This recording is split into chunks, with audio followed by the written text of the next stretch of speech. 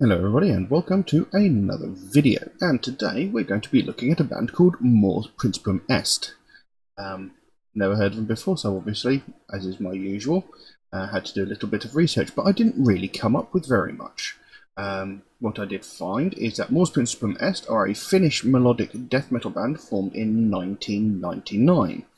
The band's name is Latin for Death is the Beginning. In their time since forming in 1999, they have released 6 studio albums, the most recent of which was released in 2017. And that's really all I found. Not very much information on them at all, really. Now, the track we're going to have a look at today is a track called Monster in Me. Got the lyrics up here, didn't really find out any information about the track. All I know is that this is from 2014, so it's a fairly old track. Yeah, we'll have to see how this goes. Obviously, death metal is a genre of metal that I'm very, very familiar with. So yeah, this should be intriguing. So yeah, I can't really say much about the band because obviously I haven't got much to go on. But yeah, let's get straight into it. So, Principium Est, Monster in Me. Let's have a look.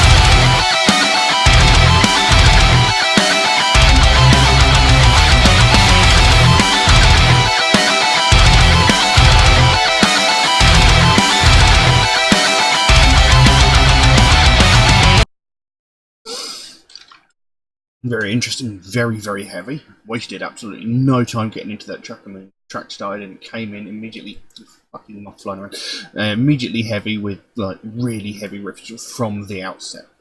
And the song itself, well, it seems to be talking about like the perspective of a person who knows that they're possibly a sick and twisted individual, possibly, you know, that they're tormented by demons or something along that line. I mean, with the track being called Monster in Me, kind of lends itself to that idea. The track opens, "By the burning of my candle in the light I lie awake, and try to drown my bitter thoughts as my memories I forsake. They wrap their vines around my neck, my blinded eyes now see. The cold dead eyes of those I've killed, staring back at me. As the ember of my candle fades into light, my mind awakens in the dark and plagues the morning night. I'm not sure if that's supposed to say morning light. I feel my life forsake me, for at my hand they fell. And now they've come to take me, and leave me in this hell.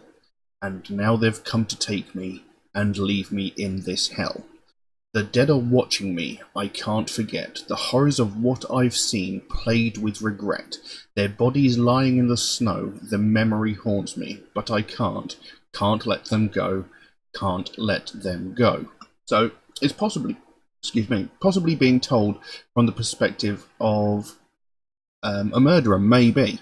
I mean, it seems to be saying that he's killed loads of people, and his mind is constantly haunted by images of these victims that he's killed. I mean, there's the line there: "Cold dead eyes of those I've killed staring back at me." So, every time he tries to fall asleep, all he sees is the faces of these people that he's killed. And he says, by the very first line, "By the burning light of my candle in the night I lie awake." So maybe he can't actually sleep because the memories of what he's done is haunting him. So, interesting. It's got a little bit of a story behind it. Quite good so far. Really heavy. Good vocal style. Good musical performance so far. Let's carry on and see where it goes.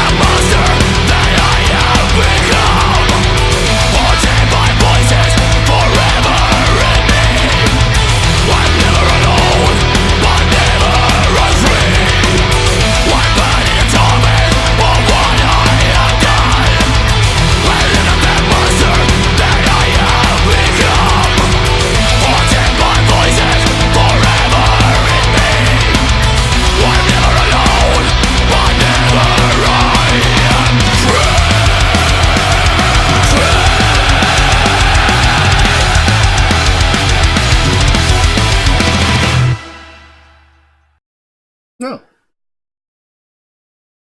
There we go. Monster in Me by Moore's Principium Est. Now, when I paused the song, there wasn't actually that many lyrics left to go, apparently. The song carried on. "I burn in the moment of what I have done, and look at the monster that I have become. Haunted by voices forever in me. I'm never alone, but never I'm free." And they repeat that twice. Then he goes back to the chorus. "The dead are watching me, I can't forget. The horrors that I've seen, plagued with regret. Their bodies lying in the snow, the memory haunts me, but I can't let them go. Can't let them go. Can't let them go." And then it goes back to repeat those last two verses again. "I burn in the torment of what I have done, and look at the monster that I have become. Haunted by voices, forever in me. I'm never alone, but never I'm free." So, And the end of the song sort of got, I'm not going to say lazy, but they just ended up repeating the same two verses and the chorus twice. So it kind of bugs me a little bit when they did that, because the music was brilliant, the vocal performance was fantastic, but it's sort of like they wrote the song and then sort of ran out of ideas of how to finish it, as it were. But still, it was a good song with brilliant vocal performance and, again, brilliant musical performance, and you can really hear the bass in that track if you when you listen to it. And I've said this many times, is the fact that the bass guitar is a very underappreciated instrument and tends to get lost all too often in music. So yeah, very good. They actually reminded me of another band, but I can't think of who it was.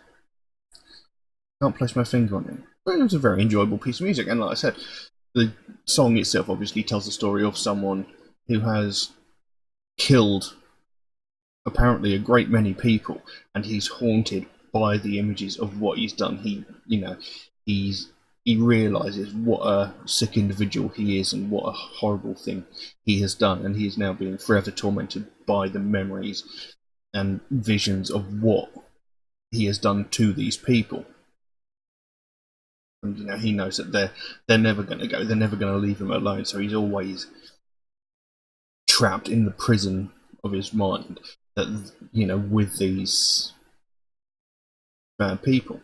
So it's quite a good sort of story. Hold on, quiet here.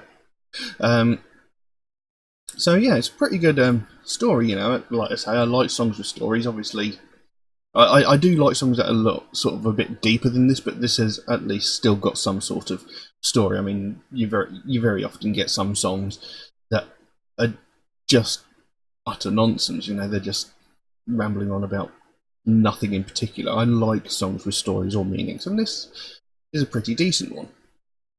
So yes, I actually quite liked that. I would like to hear some more of that stuff. As far as death metal goes, I mean, there wasn't anything too spectacular about it. It was pretty just general death metal, but it was still well executed and well performed. So yeah, pretty decent. Not bad at all. I can't think of anything else to say about it, really. It was just pretty typical death metal with a fairly decent story. So I'm going to leave it at that. If anybody would like to suggest a track for me to react to, then please do so by all means. You could drop a comment in the comment section below, or message me on my Facebook or my Instagram, or you can even message me on my Patreon, where you could also help to support me and help me make videos in the future, and possibly even improve the quality of videos in the future. It would be a great help, because obviously I can't monetize these videos through YouTube because they contain copyrighted material, so every single penny that gets made by these videos goes to the band rather than even a small portion of it going to me, which I think is a little bit unfair, because the music is only a small portion of the video and they get 100% of the earnings from it, so but anyway, I digress. Do know, if you make a suggestion, it could take me a while to get around to it, because I get suggested so many tracks every single day. My list grows faster than I can record the videos. For every one video I make, I get suggested another 12. But I do write down every suggestion I get, so it will get done eventually. It'll just take me a while to get around to it. Also, MetalHead Reacts is a proud supporter of the Sophie Lancaster Foundation, British-based charity whose main goal is to put an end to hate crimes, mainly those that are focused towards people of the alternative culture. Obviously, they want to put an end to all hate crimes, but those aimed at the alternative culture are pretty much the main focus, because that is how the foundation came into being.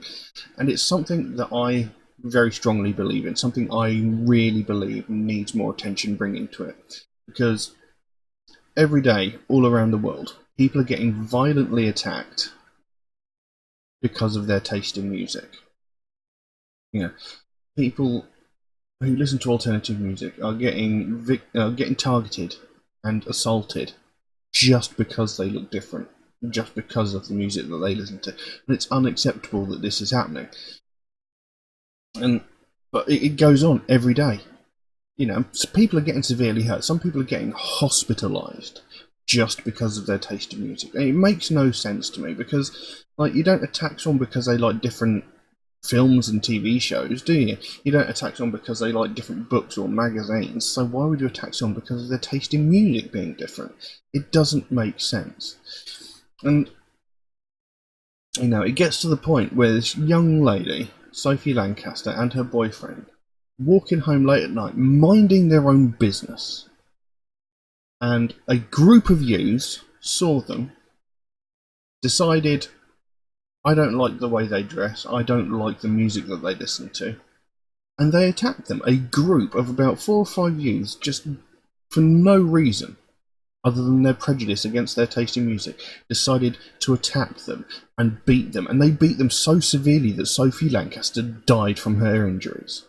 Her boyfriend thankfully survived, but Sophie Lancaster was beaten and kicked so badly that she died from her injuries. And it is unacceptable that this should happen. It should never happen. No one should die because they have a different taste in music. No one should die because they have a different opinion about anything.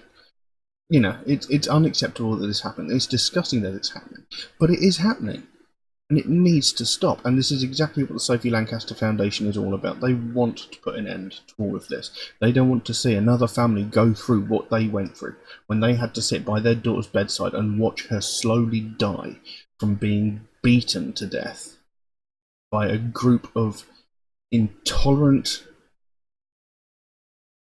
idiots who just cannot see beyond their own self, you know. Because someone doesn't fit into what they consider normal, they think it's an acceptable thing to attack them. It is disgusting, and it must stop. So if you want to find out more about the Sophie Lancaster Foundation, there is a link to their website in the description below. You can go over there, find out what they're working on, you know, find out what the goal is, because they can explain it so much better than I can. And if you can help them in any way at all, even if it's something as simple as one of these Sophie Lancaster bracelets, you know, I think they're like £1 on their web store, which is actually a separate site to their main site. You know, you can help them out in any way. The smallest amount can make the biggest difference. And the sooner we bring more attention to this, the sooner we can help to stamp out prejudice, hatred, and intolerance everywhere. But I'm going to leave that as it is for the time being. Thank you all very, very much for watching, and I'll see you again soon. Bye-bye.